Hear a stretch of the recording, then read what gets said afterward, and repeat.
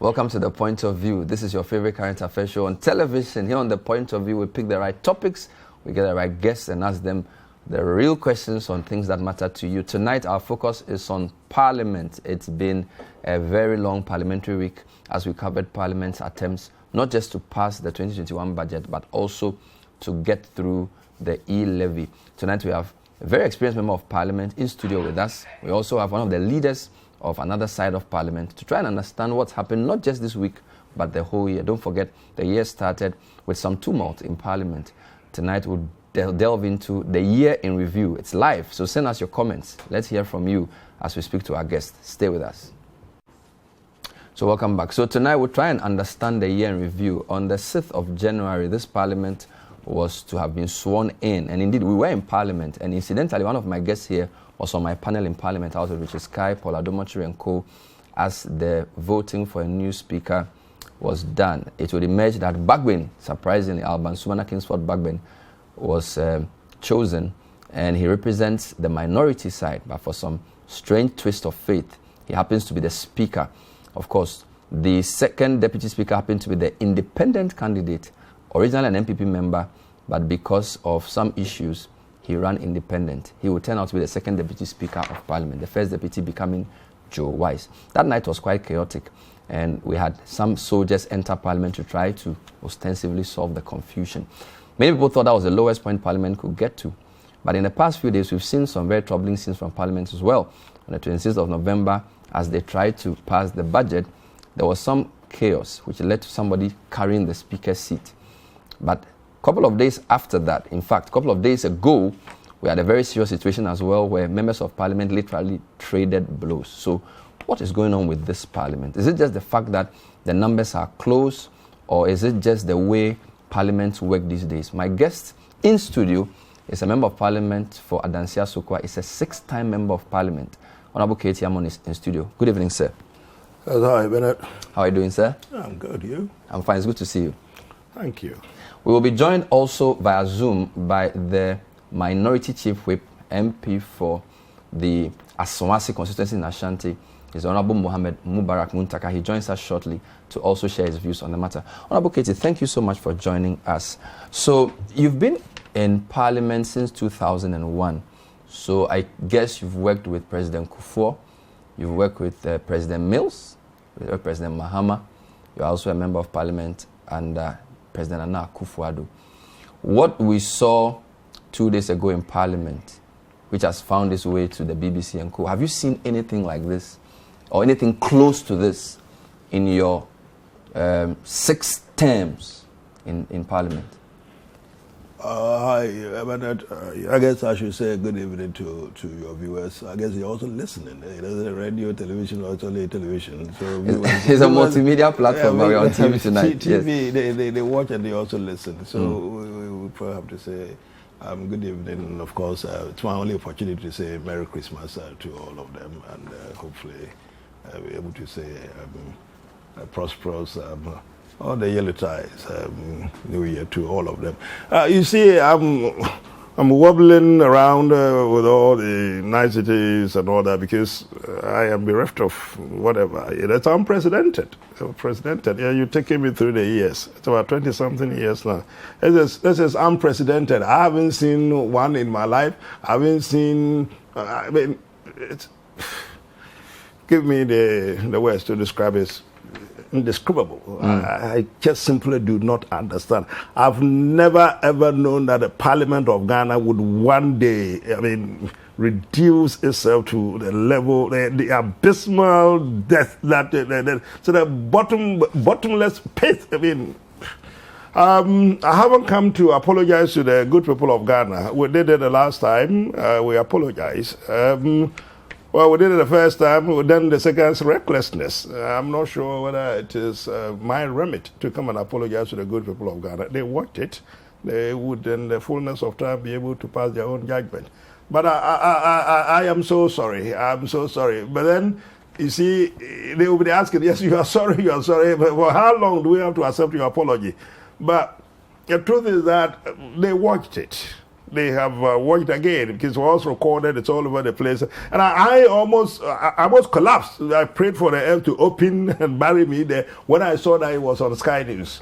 I mean, I watch Sky a lot, and when I saw the videos of Sky, my God, that is it. That Ghana. I mean, we brag, we travel around those places. Well, I'm from Ghana. Okay, Ghana. Shoulders and chest pretty high, Ghana. What are you going to do? And your next asks, well, is that Ghana? Is that how you behave? I mean, this is a Neanderthal period. I mean, you're still in that period? What do we do? It's pretty pathetic. But you see, look at it. Those of you who have been watching, and I'm not sure about those, but the whole of Ghana has been watching these things. Pass your judgment. Let the world know who are responsible for this madness. Because it's nothing short of madness. I mean, why sanity cannot prevail in that house, it's beyond me. People of Ghana should pass their own judgment. You see, we've not been sent to that parliament to box, to box. Somebody was telling me that, well, we were sent there to fight for our constituency. Of course, we were sent there to fight for our constituency. And some people have taken it literally. I mean, fighting a fistcuff, pugilistic. No. Fight, champion the cause of your constituency, and for that matter, the whole of Ghana. Make sure that a country develops through democratic means. Punches. Would you say that what we saw a couple of days ago, the seats were sown on the night of the 6th, when the speaker was chosen and the acrimony that ensued and the soldiers coming in? Would you say those were the foundations of this? Well, you see, if you are fatalistic, you're beginning to think that, well, maybe you may be right. Maybe something in there. Because, well, think about it. Alban Sumanu Bagbin, personally a very good friend, was not put there by the MPP. We didn't vote for him. We didn't vote for him. The opposition part of Parliament took a conscious decision that they would make sure that they get this person as their speaker. It wasn't for nothing that they fought the battles. It's all been battles all along, as you rightly said. We started January on that note, on the battleground. Parliament turned into a battleground to get him elected. I mean, you would now be thinking, oh, okay, was that the reason why they were fighting all over the place? You saw how a particular person was running like a cheetah. I saw him. I later on confronted him that, well, you could run like, if you could run like Usain Bolt, what is it that he's doing in Parliament there? We kind of we laughed about it. But that's how it all was. I mean, people were clear in their mind. There must have been an agenda then. I mean, with the benefit of hindsight, and hindsight we say it's always 2020.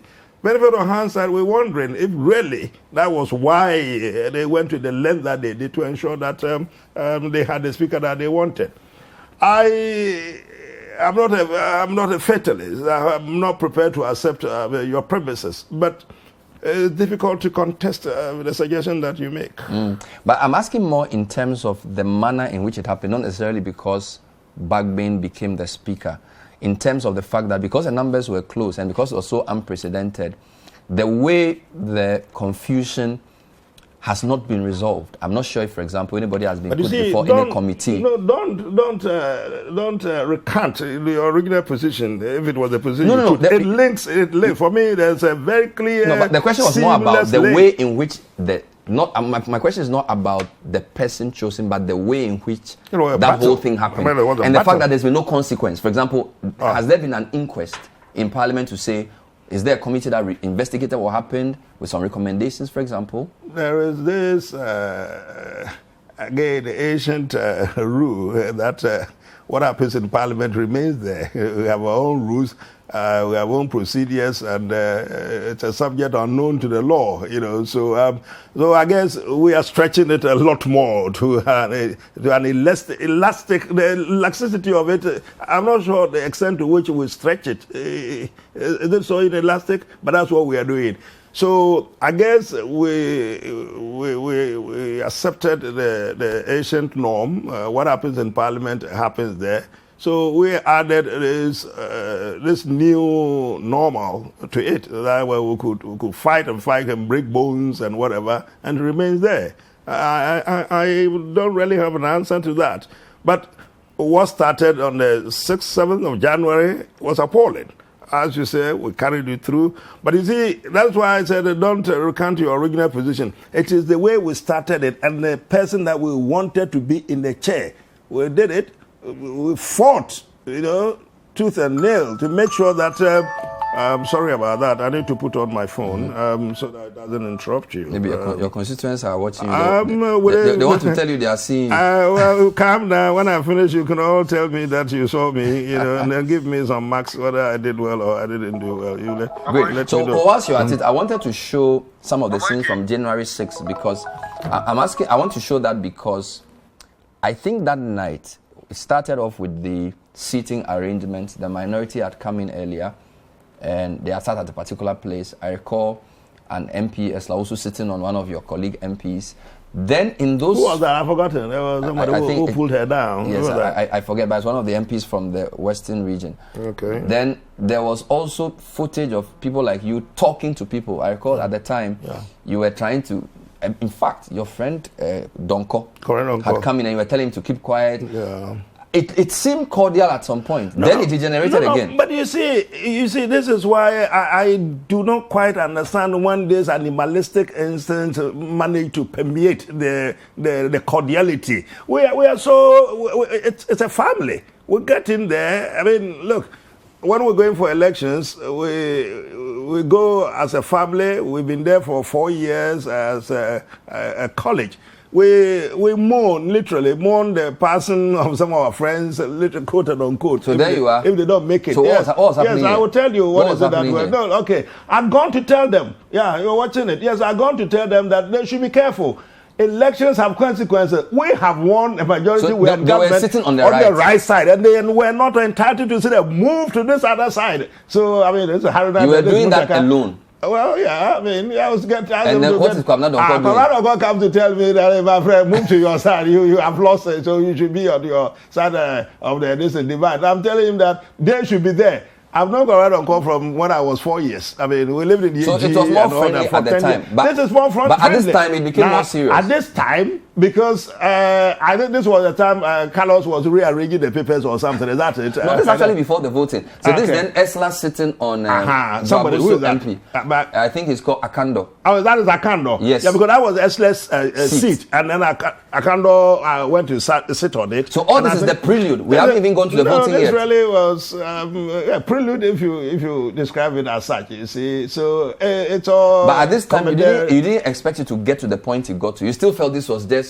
shadow boxing, opening. It really, this is we discussing things, laughing and doing all sorts of things because nobody anticipated what was going on. We knew that they had campaigned very hard for Babe and all sorts of things. So the worst case scenario was that we're going to have 138, 138, 37. So we were confident that we would. So at this point, you knew that Esiama was voting for the MPP side. But he had declared his stand already. So there was no case here. No case here. So this is all. So the outcome of having them Babin winning must have shocked the MPP. Yeah. Well, it did. I mean, it did. I mean, there was a little more insanity as well. It was when we thought that the the member from Asin North, we thought that the court had declared that he was disqualified, and we thought that the clerk should have handled this better than he did. So that in itself didn't help. And of course, he didn't go. He wouldn't leave. So he wasn't expected to have voted. Because of what had happened. Because I think Adansi, he hadn't even appealed. He hadn't done anything. There was no stay. So the problem started from there. We were pointing out to him the effect of Article 105 of the Constitution that you go to prison. I got a few friends to tell him that you go to prison for what he's doing, and that's what happened. So it's gone. The pictures. Then later on, guys, show me the voting itself, where Carlos then took the piece of paper and ran off. Muntaka gave him a hot chase. It became a question of some blows. It wasn't Muntaka chasing. Well, okay. Muntaka actually chased him. Well, Muntaka did some chasing. And then after that, other cheaters. After that, running like mad. So this is the counting going on. Okay. So this is still the clerk and his people. And it's really not the okay. Yes. It's not a senior clerk. Yes, one of the clerks. Yeah. This is Jetro, I think. They are counting. Okay. And I think at the time the calculation You make me laugh. I think so okay. So at this stage, I suspect he knew that it was going to be a lost cause. What do you mean I would do? He knew that the numbers weren't going on his because the counting wasn't over. Well, okay, what had happened was that we knew our numbers. And I think at this stage we knew that Makokwe had garnered 136 or something. Yes. Well, if you have 136... and the other sheets the account, so it looked like there will be more. I mean, there will be more, you know. So he tried to rearrange them. And then I think... Where were you at this point? Of course I was around. You were just sitting down. Were you part of the counters? No. That's me sitting down there. Look at the right-hand side. Okay, let me bring Muntaka in. Muntaka was the guy who chased him. Look at me. Yeah, please go back to the counting. I just wanted to see how Muntaka reacted was like when they blow the 100 meters, how Hussein Bolt responds. So, where is he? I thought he was coming. He's on. Muntaka, good evening. Thanks for joining. Yeah, hello, good evening to you. And salam alaikum. Mala, where are you? I can't hear him. Is he talking? Yes, he's greeting you. He's saying salam alaikum. Mala, what's salam to Lara? Why didn't you come? So here's Muntaka. Yes, I see him going. No, but he didn't do the cheetah stuff. No, he's the white. He's the one in the white. He's the one going. So is that him? No, yes, he's the one he went. Is that him? He's the one in the white up there, in the hat. No, that's not him in the hat. Muntaka, can you identify yourself? No, Malam, you are not the one in the hat. You were in forehand. That's him without a hat. That's him going the other corner. You see. But anyway, what is the point about it? We know what happened. So why are you showing us all of this? Muntaka, welcome. Good evening, sir. Muntaka, good evening. Yeah, good evening to you. Malam, I can see you now. But where are you? I thought you were coming. Yeah, I mean, you know, the fatigue was so much. And you knew very well that day I had this fever, so okay. I wasn't that very strong. So I thought that I could join by Zoom. Yeah, okay. Yeah, but I'm doing better. Okay. Good to have you. I was showing the January 6th issue. How just for recap purposes. Do you remember how fast you ran? Were you timing yourself? Somebody said you could have done 100 meters for Ghana. You know, I noticed that victory was just a shadow away. And someone was trying to rewind everything. And I couldn't imagine the number of hours that we sat there if we had to sit all those hours again. Maybe that gave the energy to be able to run that fast. I mean, ordinarily, I doubt whether I'll be able to run that fast. But some people think that the seeds for what we saw 2 days ago were sown that night. Because, for example, I don't think there's been an inquest by Parliament into those scenes. And we don't know if there's even been a privileges committee sitting or something. Do you agree that leaving January 6 unresolved could have led to the degeneration of relations and into what we've seen in the past couple of days? Yeah, come again. I'm saying that the fact that what happened there was a small break. I couldn't. Yeah, I'm saying that the fact that what happened on January 6 was not resolved. Some people think it has sown the seed for what we are seeing in these past few days. Well, let me start by saying that it's just so unfortunate and very sad. Like I've even heard my colleague, in actually my senior colleague, Honorable Katie. He was in the house before me, so he's my senior colleague. I haven't heard what he has said earlier, but the sad thing is that we keep coming and apologizing. That's exactly what I said. I said that. We keep repeating the same behavior and actions, and I don't know whether Ghanaians will even take our apologies serious and take us very serious what we do. But my brother, you see, the bottom line is that when the rules are turned upside down, and everybody keeps quiet, simply because, oh no, after Parliament, you are the masters of your own rules. Yes, it's true. And everything that happens in the Chamber of Parliament is a closed book. That's something that a lot of people don't know. In fact, it is extremely difficult, unless you are enacting a law, that somebody will go and say that in this action, it is unconstitutional. Believe me, I have read, I'm not a lawyer. I mean, people sometimes think that I behave and I act and make reference to the Constitution and the standard as though I'm a lawyer. I'm not a lawyer. I just study. I've studied a lot of other parliaments, and Eskime is one of the global dictionary for parliamentary practice. When in the chamber of parliament, you allow yourself to be run down, you can't challenge it anywhere in any court. So when you see in many parliaments, from Japan to the US to Turkey to Azerbaijan to Uganda, and you see people fighting in the chamber, the basic reason, I can bet you when you check, is that somebody wants to turn the law upside down in his or her favor. And knowing very well that whatever happens in the chamber is a closed book, MPs will fight no matter who they are, whether it is in the US Congress, whether it's in the Japan's parliament, whether it is in the Uganda's parliament, and so it will be in Ghana's parliament. And I'm sorry I'm saying this because this is the brutal truth, that until we all confront it, we will come again and again and again and again. Because the simple thing is that once you don't want to play by the rules, and you want to turn the rules upside down. And I've said, in every parliament, especially that of ours, 3 things run the parliament. You have the 1992 Constitution, you have our standing orders, and you have our practice. When you want to collapse all these things and turn them around in a way that is so openly abusive, you attract chaos. Because everybody knows that if they allow that to run or allow that to stand, you can't challenge it in any court. Because it's not enacting a law. It's the processes or the operations of the House. So definitely there will be chaos. So I just pray that as leaders in the House, we will move to a point where we can agree. Because obviously, none of us ever anticipated this 137 plus 1 ever happening in our history. We never anticipated it. And because we didn't anticipate it, each time we are going to the floor and we don't iron out the things that we are going to do and how we are going to do them so that we all agree before we go in, believe me, everybody keeps his or her strategy to each side and then gets to the floor and begin pulling them, you will always have this case. Because you see, for example, look at what happened on that day. I know we'll argue this till the kingdom come.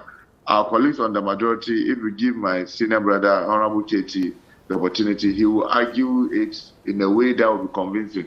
I will speak and you'll be convinced about what I will also say.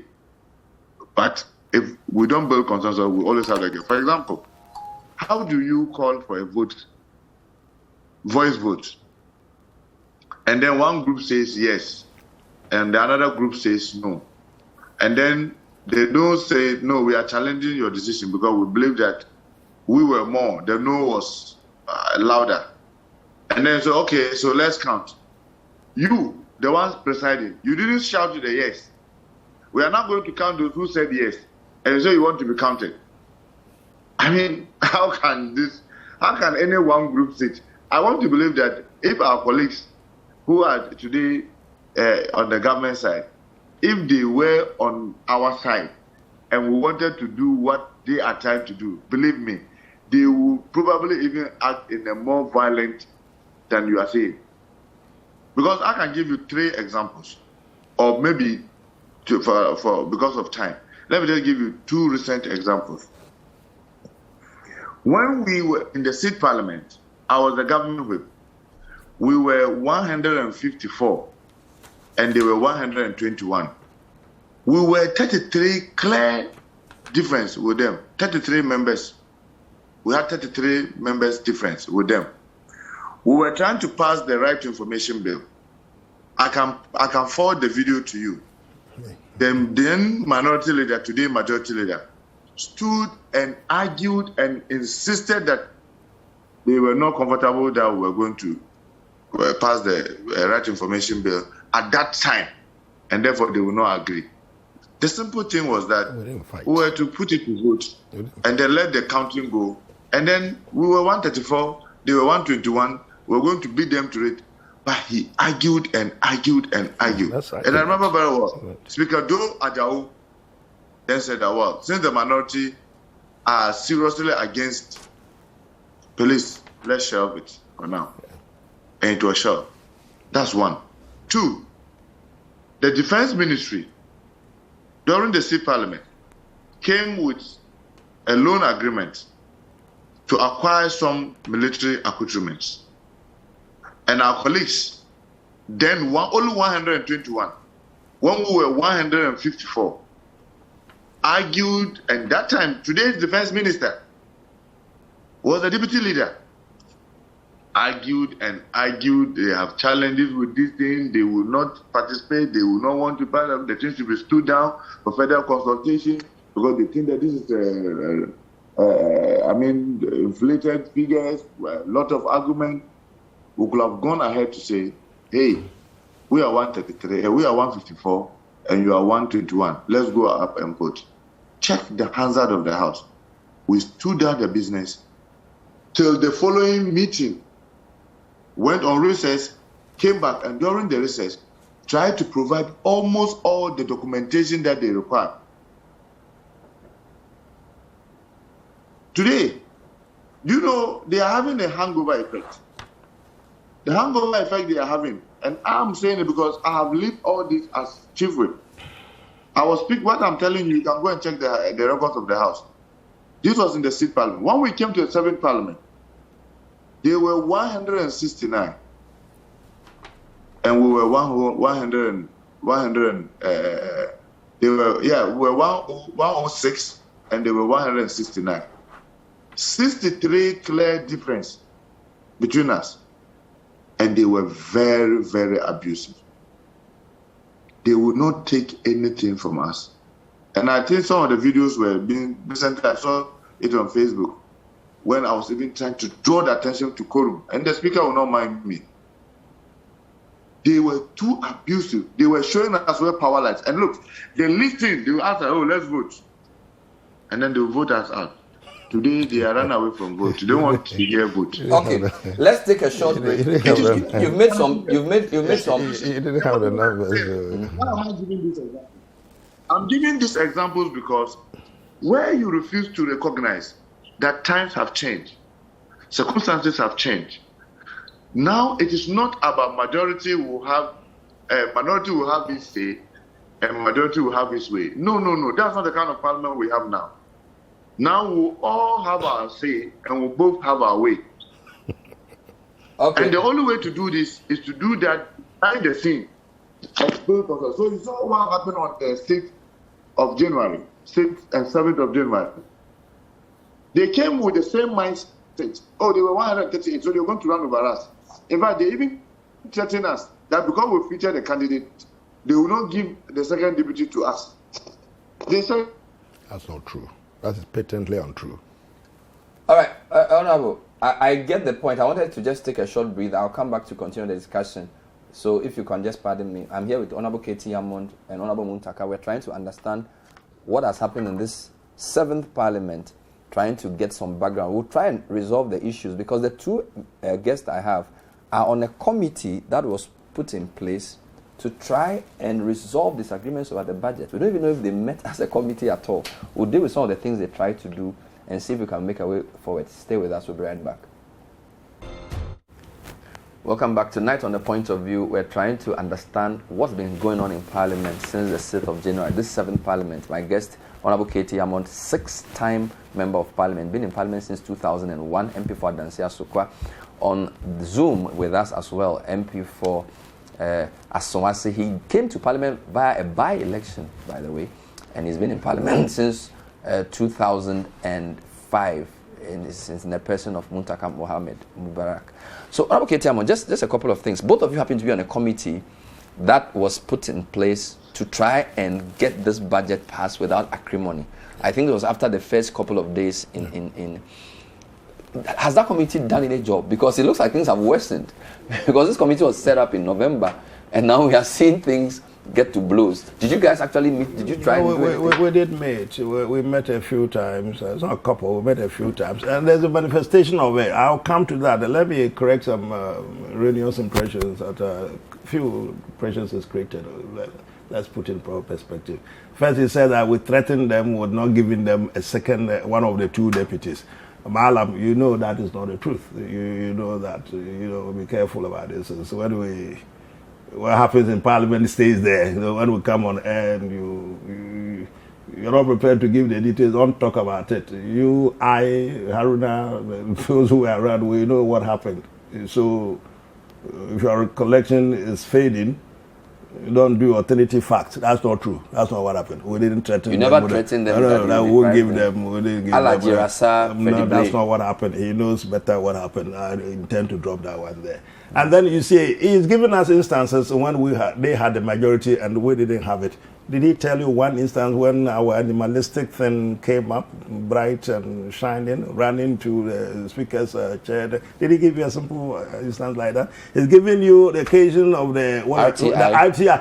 I championed, unashamedly, the reject side. I had my own reason for suggesting that it wasn't a particularly good act. I remember Tony Blair, who championed the one in England, in the UK, wrote in his book that he thought, later on with the benefit of hindsight, he thought it was a crazy thing to do. Why does he do that? And he gave the reasons why he had done that. I was all over the place that we wouldn't do it.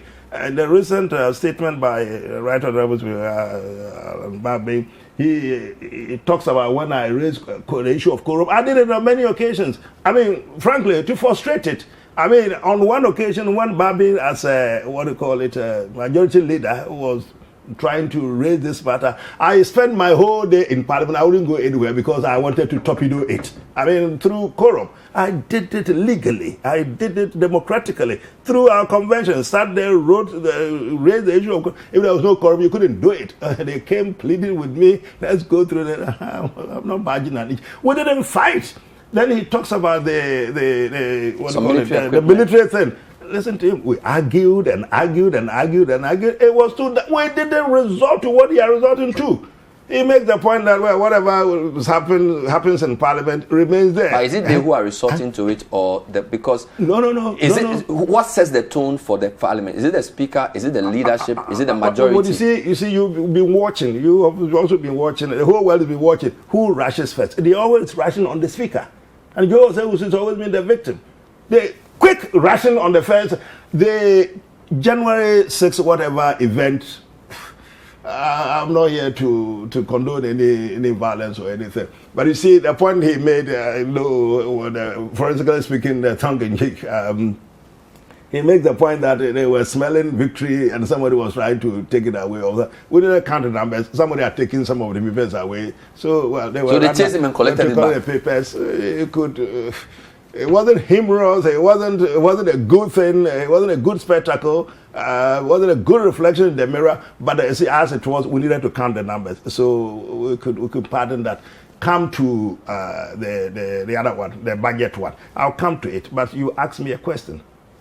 So the budget one, actually, maybe develop from the budget one. The first budget instance, Babin counted the numbers. And he says that we went there because of what had happened. We thought we left the room. Babin, the Speaker, says, 137, budget, the thing is lost. We thought, he's gotten it wrong.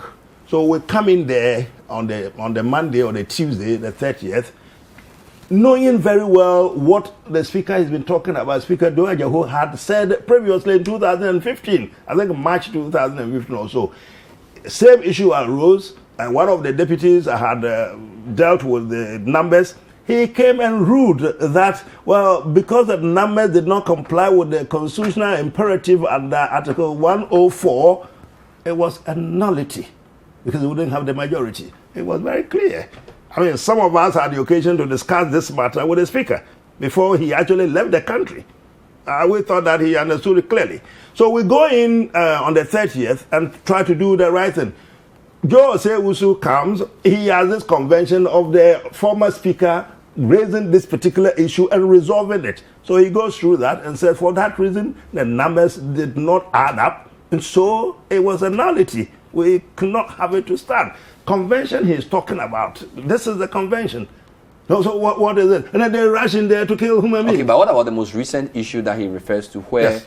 there's a voice vote? Yes. There is no clarity about who's won. They've asked for a division. And the speaker in the chair... Where was the speaker anyway? Where was the substantive speaker at this time? But that's a separate question. The presiding speaker then suggests Yes. that he will vote. Okay. And I think Ambrose Derry corroborates that position by rising to say that that's where we know by convention that whoever is presiding... No, you are vote. getting it wrong. This is a legal, very, very serious legal matter. So don't rush into convention about this particular issue. Pretty critical. Joe Osei-Usu is a lawyer. He is a member of parliament from Bekwai, close to Adansi Asokwa, my junior at school. Still takes me as a senior that I was. Gives me a lot of respect. His view of the interpretation of the Constitution at the time, and he maintains it. And until the Supreme Court says whatever it wants to say, because your richest guy is in the Supreme Court, and I pray that the Supreme Court should actually handle this matter quickly so sanity prevails. His view is that as a member of parliament from Adansi Bekwai, he is included in the voting in parliament. When the Constitution states in Article 102, 103, 104, states about the functions of the Speaker and the Deputy Speaker, it distills clearly what role the Speaker should play when he's sitting. Speaker can't cast a vote, has no casting vote, has no original vote, hasn't got anything. We then deal with the matter of the Speaker. Article 104.1 talks about the numbers. Joe Osei-Usu is asking for me rightly the question. When he goes to sit, and there's a reason why the Speaker doesn't vote. He is not a member of parliament. He is a member of parliament. When he goes to sit on the chair, that's it by the very true ipso facto, seems to be a member of parliament for what do you call it, for Bekwai. As it seems to be that. The 104.1 that I'm talking about also makes a very serious point. It says this: when we come to deal with the numbers, the majority that it talks about, it's about all the members of parliament. Now, members of parliament, the number is what, 275? Yes, all the members. It doesn't exclude the deputy who might be presiding. What it excludes is the speaker. So Osei-Usu sees this to be a member of the Are you saying this in relation to voting or just... No, voting. It says voting. So even if it's presiding, he can vote? So this is his argument which I subscribe to. Because any other... so then why does he take part in the voice vote then? You see, do you know whether he took part in the voice vote or not? He was sitting there... But how do you determine who's won in listening to the voice vote if you're also shouting? That you should be asking the parliamentary whatever. But does that not like sort of self-implied that if you are the one refereeing, you cannot take part in the game? That is normally created by this constitution, so we should be careful what the Supreme Court says. Let me take a quick response to this point. I'll come back to you. Yeah. Honorable Muntaka, what do you make of the argument he's making in relation to that grey area of presiding but being a member of parliament and therefore you can't be denied of your vote?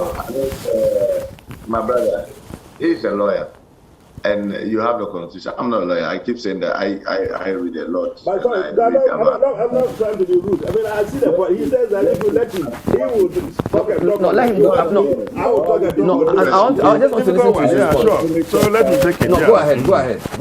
Yeah, I respectfully kept quiet and listened to, not because I agree with what you were saying. Yeah, of course. That's the point. Yeah, I know that. Yeah. I think that at least you give me that same respect. Oh, no. Thank you. That's fine. Read 102. You see the member for Bekwai, the first British speaker will tell you, 102 is talking about quorum. Because in 102, it's explicit. It says that quorum in the house shall be 1/3 of the house, excluding the person presiding. And he agrees that, yes, once he's presiding, whether it is the speaker, whether it is the member, whoever, once you are presiding, you are out of the quorum. Then I simply ask. So as at the time that you are being excluded as part of the quorum, do you then cease to be the member of parliament for Bekwai? This is simple logic. It is a privilege that we give you. That day I reminded him, with all humility, you are my junior in this house. But when you are sitting, I've never sat there. It is because we have given you that privilege to sit there. So anytime that privilege comes, it comes with consequences. And that is why the Article 102, when it comes to quorum, explicitly excludes you. And in my view, if you look at that portion from 100 all the way to about the 104, it is talking about the same thing. It's talking about quorum and talking about decision. And we are saying that you cannot read 104 standing alone without adding 102. Because if you are excluded from being part of the quorum, how can you be included in part of the number to take decision? It is absurdity.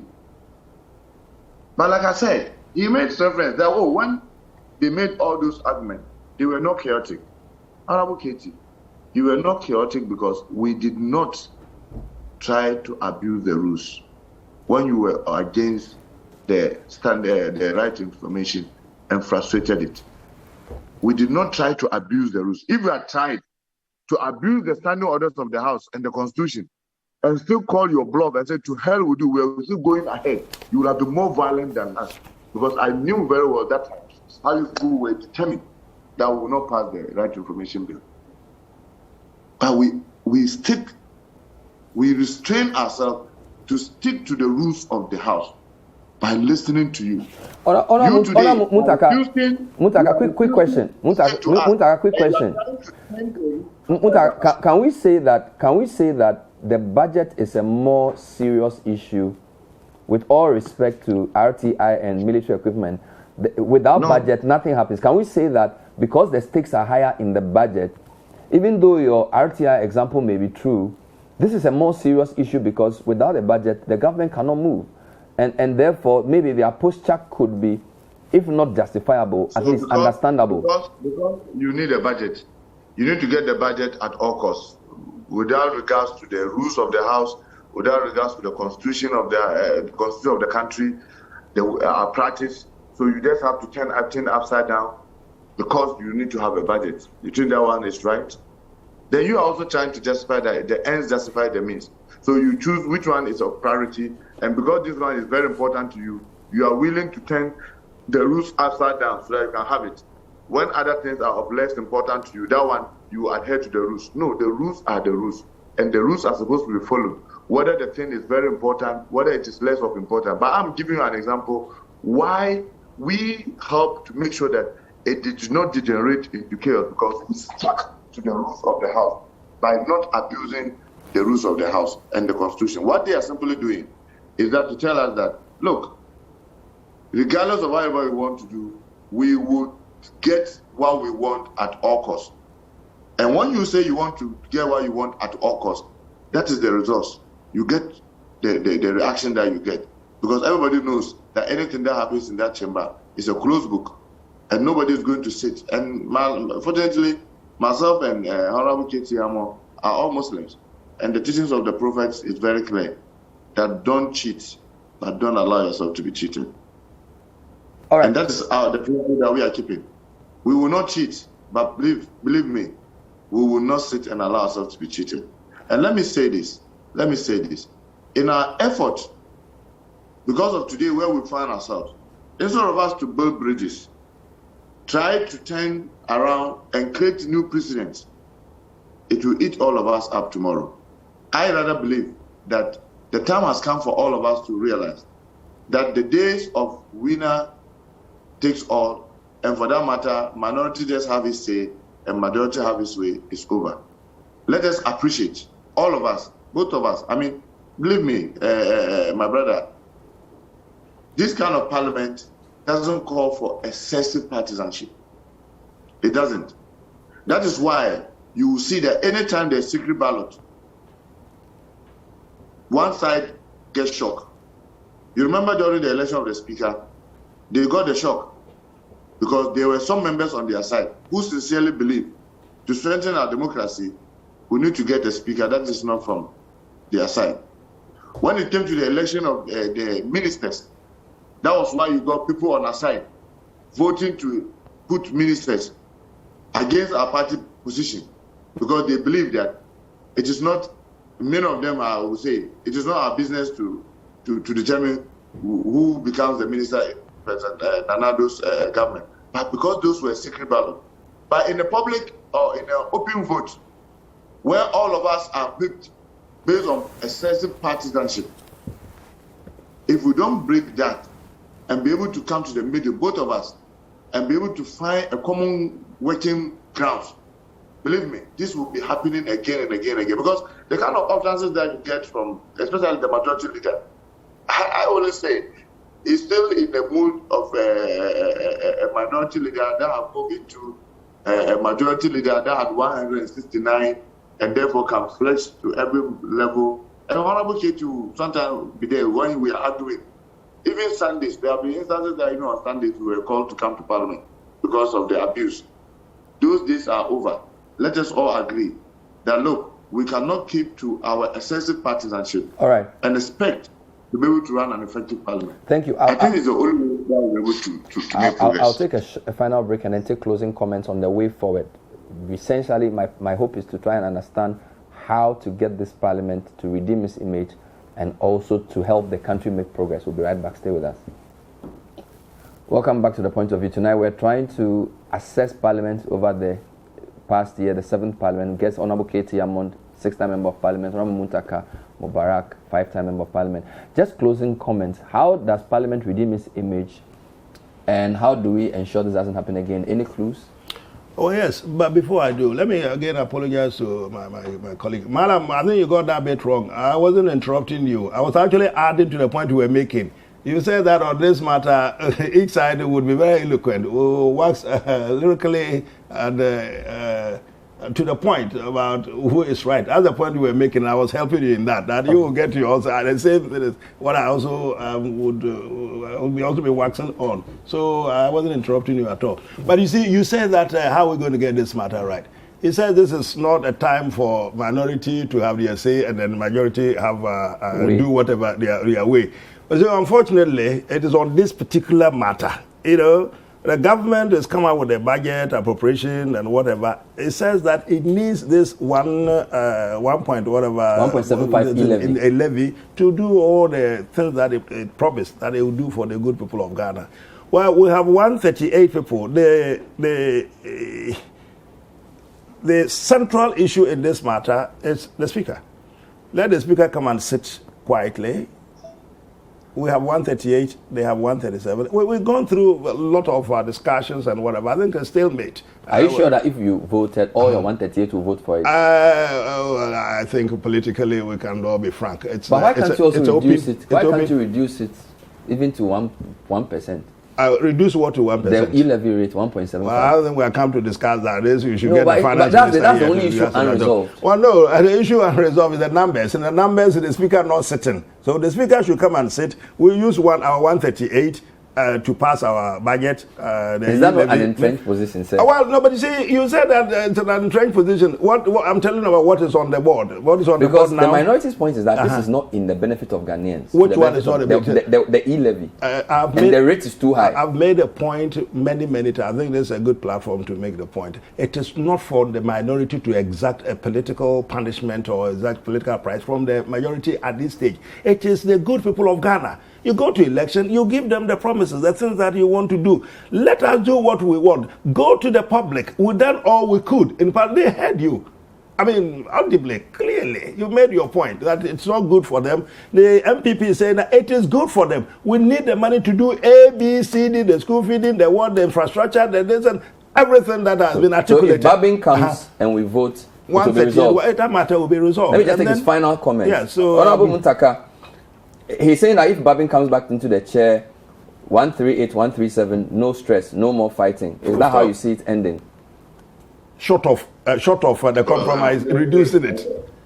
Short of the compromise. I mean, entrenching positions. But the sad thing is that you see, they are blaming Babin for nothing. That day, Babin came and was in the house right from the morning. They couldn't put their house together. As at the time, I was calling for division. they didn't have about 3 of their members in the chamber. I don't know about that. Believe me. And if Babin was sitting, if that procedural time, Speaker Babin was there, we don't even be talking about this. But now I think all their party people will be chasing them with cane. How it happened that they didn't have their compliment. They know that. But you see, they are only taking advantage of what happened to hide behind, if Babin was there. But they knew, at the time that I was calling for the division, we are whips. I saw a loophole. I exploited it. Exploit us. It's a loophole. They kept dragging this thing till 8 p.m. because simply they couldn't put their house in order. That's the bottom line. Well, when Babin comes and they think that, they have their 138, and for us, like they did legitimately, all we are saying is that allow us to use the standing order to the fullest, because we have served notice. We will take the E-levy through vigorousness, every state of its way, from the procedural to the principle to the consideration state. We are telling them, be ready, we will take it through vigorousness. All right. And make sure that it is washed well through the standing orders. Unless you are ready to come to the negotiating table and move from the entrenched position, that's the only thing that will make us move from the entrenched position. When we went to the negotiating table, we showed faith. It's only that in negotiation, until everything's agreed, nothing's agreed, we showed faith to say that, look, we are ready to make some justice and be able to explain to people that, look, you cannot go to the negotiating table and claim that you can only be standing at one point. Even with the few things that they said they were trying to do, when they went back, the finance minister said, no way. And obviously, everything broke down. So if they want to take the interim position, we should be rest assured. We'll take the interim position and we'll take the E-levy through all the vigorous. But don't fight. Don't fight. There's no point fighting. Don't fight. Thank you. Honorable Muntaka, Merry Christmas to you and to your constituents. Honorable Keitamo, Merry Christmas to you and to your constituents. And get better quick. Thank you for coming in. I appreciate you a lot. Thank you so much. Keep up your parliamentary service. 6 terms in Parliament is no mean feat. And hopefully you get another medal if you haven't gotten enough already. Give me grand medal of the voter. I don't have it yet. You don't have it yet. Maybe you get it before. I don't know. Anyway, so thank you. I appreciate it. Thank you very much. Thank you. Thank you. Yes, we'll see you next year, hopefully in fine fertile, both of you. My name is Bernard Avle. Thank you for watching. The Business Dashboard is next. Until we see you next year, this will be the last edition of The Point of View for the year 2021. God willing, we'll see you in 2022. Have a good night.